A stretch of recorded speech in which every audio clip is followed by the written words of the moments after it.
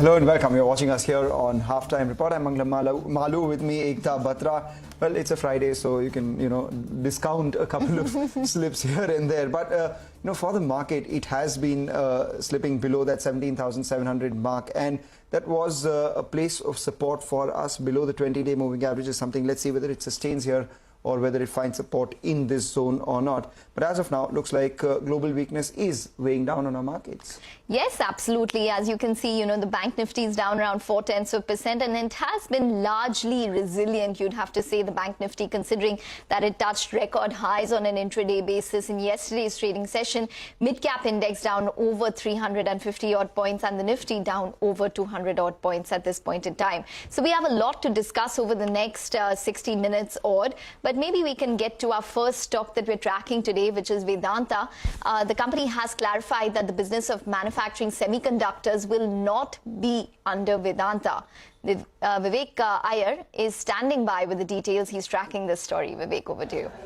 Well, that's right. So there has been quite a bit of flip-flop in terms of how exactly and under which entity will Vedanta be housing this particular semiconductor business that is, that it is undertaking in partnership with Foxconn. So initially in Feb 2022, the management had said that any semiconductor business operations would be done under the holding company, that is Vulcan Investments. However, in the past couple of days, the management had indicated that this particular semiconductor business operations would be done under the listed entity, leading to quite a bit of exuberance as far as the stock price was concerned.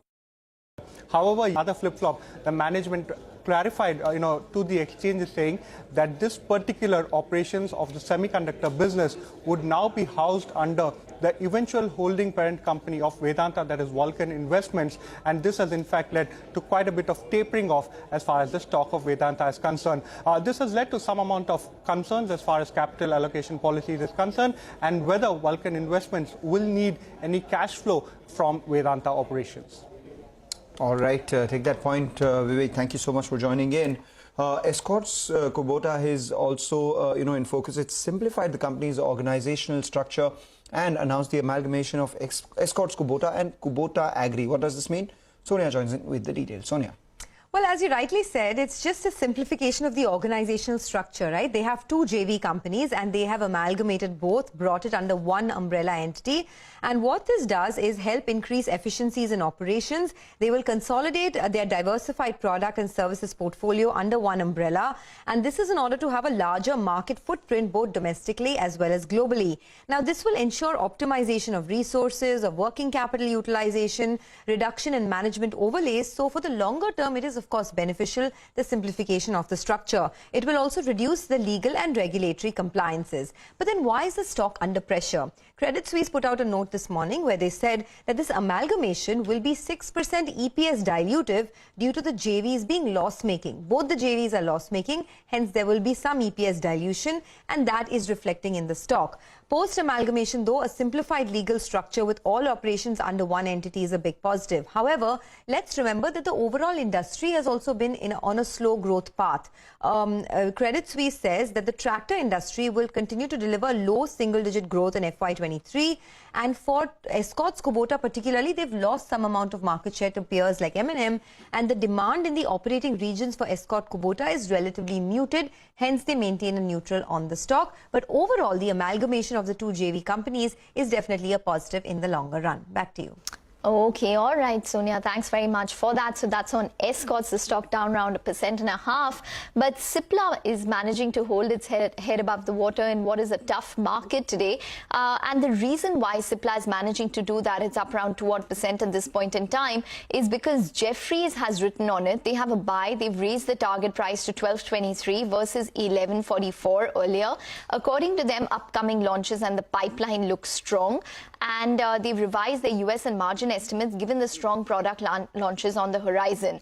So they've revised the FY23 estimated EPS upwards by 4%, FY24 estimated EPS by 3%, and they've revised the FY24 EBITDA margins to around 24.2% versus 23.3% on Sipla. So that's a bullish call which is coming in, Manglam. A bullish call and reacting accordingly as well. One of the top gainers today or today's trading session in an otherwise weak-looking screen.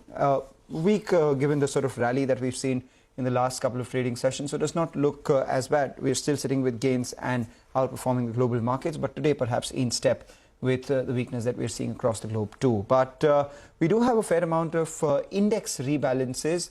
Vivek joins in back again to tell us about both Sensex as well as the FTSE rebalance.